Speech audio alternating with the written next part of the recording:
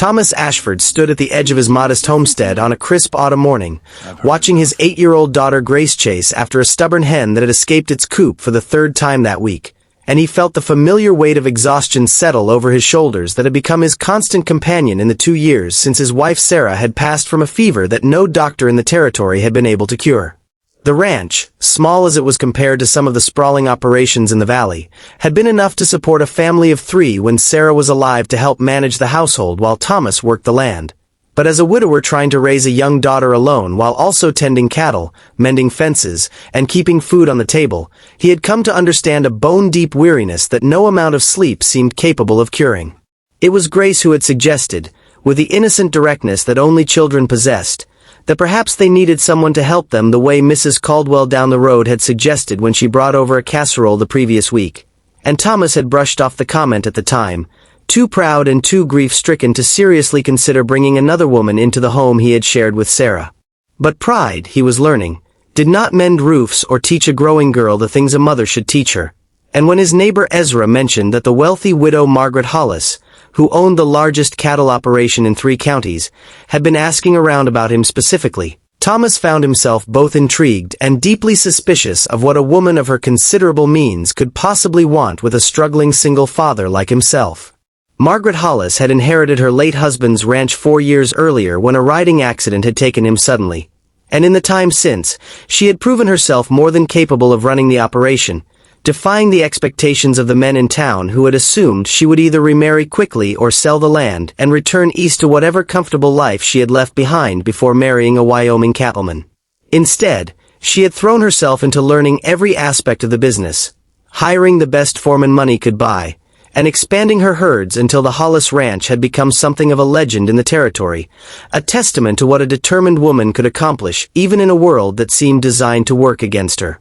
But for all her success, Margaret carried her own private burdens, for the grand house she had built stood largely empty, its many rooms echoing with a silence that no amount of hired help could fill, and she had come to realize, in the quiet hours of the evening when the day's business concluded and she found herself alone with only her thoughts for company, that wealth and success meant little without someone to share it with. She had heard of Thomas Ashford through the usual channels of small-town gossip, a hard-working widower with a young daughter, a man known throughout the community for his honesty and his gentle way with animals and children alike. And though she had initially dismissed the idea of approaching him as impractical given the difference in their circumstances, the thought had lingered in her mind with a persistence she could not easily dismiss. When Margaret finally arrived at the Ashford homestead on that same crisp autumn afternoon, driving her own buggy rather than sending a hired driver as many in her position might have done, Thomas was caught entirely off guard, having expected perhaps a formal letter or a message delivered through an intermediary rather than the woman herself appearing at his door. She was dressed simply for the occasion, he noted, none of the fine silks and jewels that town gossip attributed to her, but rather a practical traveling dress of deep burgundy wool that spoke of someone accustomed to managing her own affairs rather than merely displaying her wealth, and there was a directness in her gray-green eyes that immediately put him on guard, sensing that whatever had brought her to his door was not a matter of idle social calling. Grace, curious as children often are about visitors, peered around her father's legs at the elegant stranger, and Margaret's expression softened considerably as she knelt down to the girl's level and introduced herself with a warmth that seemed to surprise even herself, asking Grace about the chickens she had been chasing and listening with genuine interest to the girl's animated explanation of each hen's individual personality. It was only after this exchange, after Thomas had reluctantly invited her inside for coffee out of basic hospitality despite his confusion about her purpose, that Margaret finally addressed the reason for her visit, sitting across from him at his worn kitchen table with a directness that left no room for misunderstanding, stating plainly that she believed they could be of mutual benefit to one another, for she needed a husband to help manage certain aspects of her business affairs and to provide the stability that came with a proper household, while he, quite plainly, needed a home that could offer his daughter more security and support than he could currently provide on his own,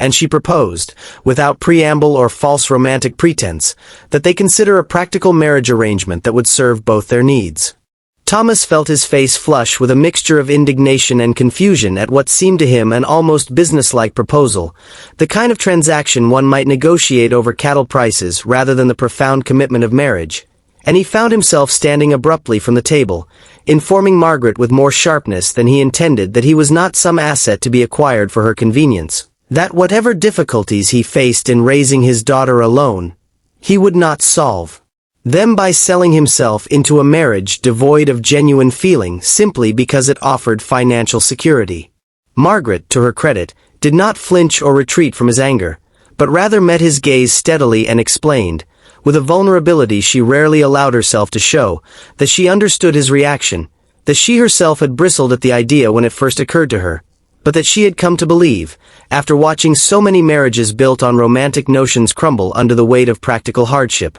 that perhaps an arrangement built first on mutual respect and shared purpose might have a better chance of growing into something deeper than one built on fleeting infatuation that faded when the harder realities of life set in. She spoke of her own marriage to her late husband, which had begun as a similar arrangement of convenience between two people from different backgrounds who found themselves drawn together by circumstance, and how that practical beginning had, over the years, blossomed into a genuine partnership and love that she still mourned deeply, suggesting that perhaps such things were not as impossible as Thomas seemed to believe. Still, Thomas remained unconvinced, and though he thanked her for her honesty and her coffee,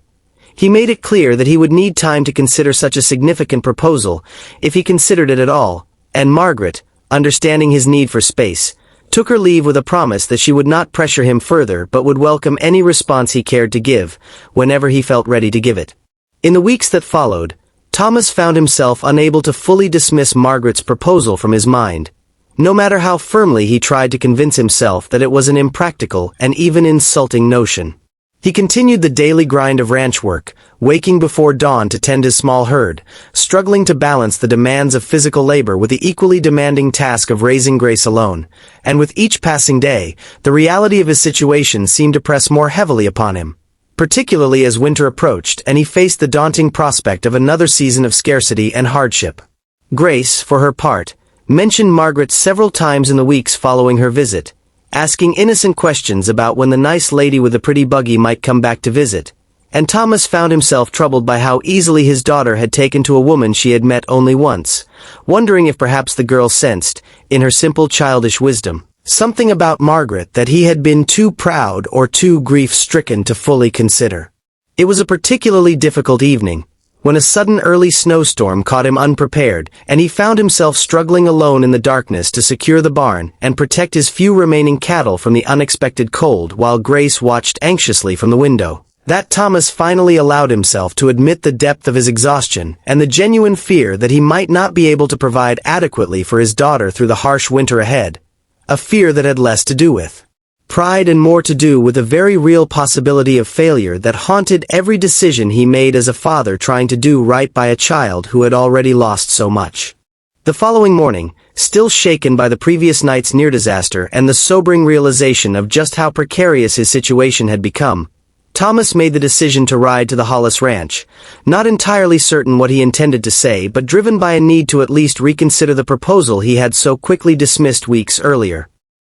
He found Margaret out in her stables, working alongside her foreman to examine a horse that had gone lame, and he was struck once again by the sight of her in practical work clothes, sleeves rolled up, hands dirty from actual labor rather than merely directing others from a comfortable distance, a detail that somehow made her earlier proposal feel less like a calculated business transaction, and more like the genuine offer of partnership she had claimed it to be. When she noticed him standing at the stable entrance, Margaret's expression shifted through surprise, cautious hope, and finally a careful neutrality as she excused herself from her foreman and approached him, waiting for him to speak first rather than presuming to know why he had come. Thomas, choosing his words carefully after weeks of internal deliberation, explained that he had spent considerable time thinking about her proposal, that his initial reaction had been born of pride and perhaps an unwillingness to accept that he could not manage everything on his own, but that recent events had forced him to confront the reality of his circumstances more honestly. And while he still could not promise the kind of romantic love that perhaps she or he might have once expected from marriage, he found himself genuinely respecting her character, her honesty, and the evident care she had shown toward his daughter during their brief meeting, and he wondered if perhaps there might be room to explore whether such respect could, over time, grow into something more meaningful, as she herself had suggested was possible. What followed was not the swift business arrangement that Margaret had initially proposed, but rather a careful courtship of sorts, unconventional in its origins but genuine in its development, as Thomas and Margaret began spending time together, first in the practical context of discussing what such an arrangement might look like, and gradually in ways that extended beyond mere practicality, as they discovered shared values, complementary strengths, and an ease of conversation that neither had quite expected to find. Margaret made a point of visiting the Ashford homestead regularly, not merely to advance her proposal, but because she found herself genuinely drawn to Grace's bright curiosity and Thomas's quiet, steady competence, qualities that reminded her in some ways of the husband she had lost, while also standing entirely their own as something new and unexpected in her life. Thomas, for his part, began to see in Margaret not simply a solution to his practical difficulties, but a woman of genuine substance and warmth. Someone who had built an empire through sheer determination, yet still knelt in the dirt to help a little girl mend a torn hem or patiently taught her the proper way to braid a horse's mane. Small moments of connection that gradually eroded the walls Thomas had built around his heart since Sarah's death. It was on a particularly memorable evening, several weeks into this careful courtship, when Margaret had stayed for supper and afterward sat with Grace by the fire while the girl proudly demonstrated her reading skills, that Thomas watched the scene unfold from the kitchen doorway and felt something shift profoundly within him. A recognition that what had begun as a practical arrangement had, without his quite noticing the transition, become something he genuinely wanted for reasons that had nothing to do with financial security or practical convenience. The proposal, when Thomas finally made it, came not with grand romantic gestures but with the same honest directness that had characterized their entire unusual courtship, as he found Margaret alone on her porch one evening after Grace had fallen asleep inside, watching the sunset paint the mountains in brilliant orange and purple hues, and he simply took a seat beside her and told her, without preamble, that he had come to believe she was right months earlier when she suggested that practical beginnings could grow into something deeper, because he had watched exactly that happen within himself over the past weeks, and he was no longer interested in merely an arrangement of convenience but wished to ask her, properly and with full sincerity, if she would consider becoming his wife not because either of them needed what the other could provide, but because he had come to genuinely care for her and believed, watching how she had woven herself so naturally into both his and Grace's lives, that they might build something real together. Margaret, who had approached him months earlier with such careful practicality specifically to protect herself from the vulnerability of hoping for genuine love again after losing her husband, found herself unable to maintain that careful distance any longer, and with tears she made no effort to hide, she accepted his proposal, admitting that she had fallen for him and for Grace far more deeply than she had allowed herself to acknowledge, precisely because she had been so afraid of hoping for exactly this outcome and having that hope disappointed. Their wedding, held the following spring in a simple ceremony attended by their small community of neighbors and friends, reflected the unpretentious honesty that had defined their entire relationship, with Grace serving as flower girl and beaming with obvious joy at gaining not just a mother figure but a family that felt complete in a way it had not since her own mother's passing. In the years that followed, the combined resources and determination of Thomas and Margaret transformed both their properties into one of the most respected and prosperous ranching operations in the territory,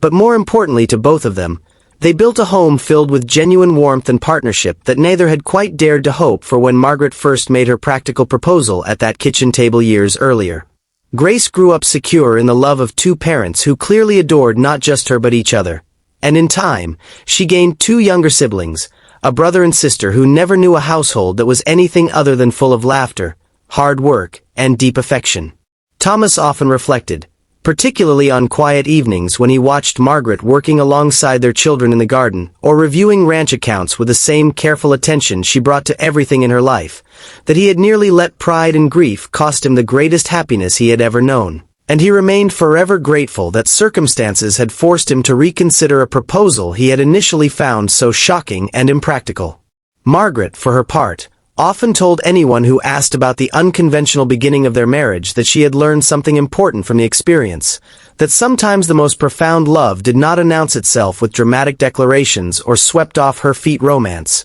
but rather grew slowly and steadily from mutual respect, shared purpose, and the simple daily choice to show up for one another through both hardship and joy, A lesson she considered far more valuable than any of the wealth or success she had accumulated in her years of building the Hollis Ranch into the thriving legacy it had become, now shared fully and completely with a family she had never quite dared to hope she might find again.